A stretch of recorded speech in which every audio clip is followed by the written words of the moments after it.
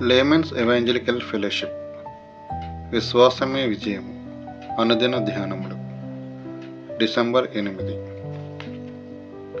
శ్రేష్టమైనది ప్రేమయే. ప్రేమ దీర్ఘకాలము సహించును, దయ చూపించును. ప్రేమ మత్సరపడదు. ప్రేమ డంబముగా ప్రవర్తింపదు, అది ఉప్పొంగదు. 1 కొరింథీయులకు రాసిన పత్రిక 13వ అధ్యాయము 4వ వచనం. సాధారణంగా మన వస్తువులను పోగొట్టుకొనుటకు మనము ఇష్టపడము. మీలో కొందరు కొన్ని వస్తువులను పోగొట్టుకుని ఉంటారు. మా ఇల్లు కాలిపోతుంటే నేను మొదట నా బైబిల్ని కాలిపోకుండా కాపాడుకుంటాను. స్త్రీలైన మీలో కొందరు మీ బంగారమును కాపాడుకోవాలని చూస్తారు. నాకు బంగారము లేదు, బంగారము మీద శ్రద్ధ లేదు. కొందరు పురుషులు కూడా కొన్నింటిని భద్రపరుచుకుంటారు. ఉన్నదంతా బేదల పోషణ నిమిత్తం ఇచ్చుట చిన్న విషయం కాదు. నీకున్నదంతా ఇవ్వగలిగిన ప్రేమ లేనివాడివిగా ఉండవచ్చును. ప్రేమ ఇతరులకు ఇస్తుందని, త్యాగము చేస్తుందని మన అందరికీ తెలుసు. కొన్నిసార్లు ఉన్నదానినంతటినీ నీవు త్యాగము చేయవచ్చును, కానీ సరి అయిన ప్రేమ నీకు ఉండకపోవచ్చును. మీలో కొందరు దేవుని కొరకు ఆసక్తి కలిగి ఉంటున్నారు.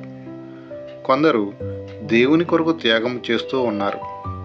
అయితే వాటిని అందరికీ తెలియాలని ప్రకటించకూడదు. కుడి చేయి చేయనిది ఎడమ చేతికి తెలియకూడదు.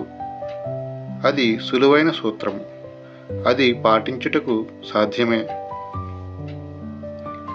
ప్రభువైన యేసు దేవుని చిత్తము చొప్పున జరిగించేవాడే నా సహోదరుడు, నా సహోదరియు, తల్లియునని చెప్పెను. నేనెలా వారితో సంబంధమును కలిగి ఉంటాను అని పాత కలతలు, పాత పగలు ఇంకా హృదయములో ఉంచుకొని ఉంటారు. మన మాటల విషయం చాలా జాగ్రత్తగా ఉండాలి. మన మాటలతో దేవుని దుఃఖపెట్టకూడదు. అతి తక్కువ మాటలను పలుకువారు మిక్కిలి ధన్యులు. గొప్ప విశ్వాసము పర్వతాలనే కదిలించగలదు.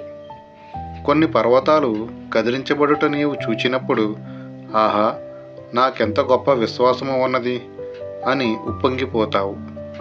అయితే బైబిల్ ప్రకారము నీకింకా స్వార్థము లేని నిజమైన ప్రేమ లేదన్నమాట.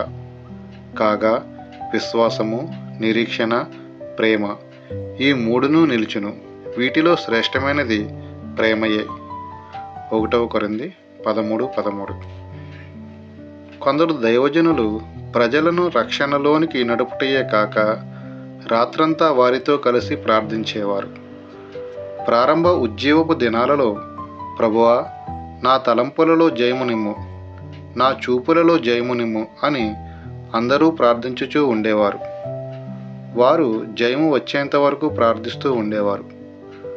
వారు పరిపూర్ణ ప్రేమ యొక్క పరిశుద్ధపరచబడిన జీవితములోనికి అడుగుపెట్టారు. జాషువా డానియల్ గారు.